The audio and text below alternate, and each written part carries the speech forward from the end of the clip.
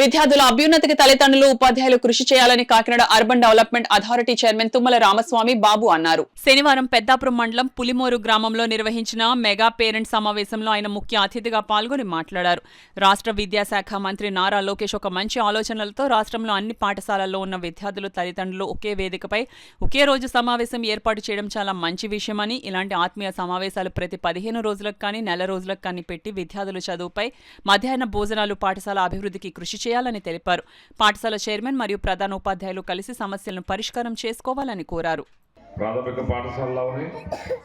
ప్రాథమిక ఉన్నత పాఠశాలలోని అన్ని పాఠశాలల వద్ద ఈరోజు విద్యాశాఖ మీద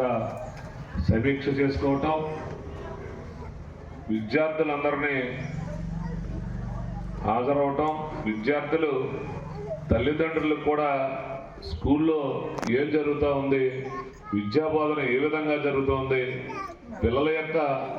వసతి సౌకర్యాలు ఎలా ఉన్నాయి, మధ్యాహ్న భోజన పథకం ఎలా పనిచేస్తూ ఉంది, ఉపాధ్యాయులు ఏ విధంగా పనిచేస్తూ ఉన్నారు అన్నీ తెలుసుకోవటం కోసం ఈ రాష్ట్రంలో ఉన్నటువంటి అన్ని పాఠశాలల్లో కూడా ఎప్పుడూ లేని విధంగా ఈ కూటమి ప్రభుత్వం ఏర్పడిన తర్వాత, కూటమి ప్రభుత్వం అంటే తెలుగుదేశం,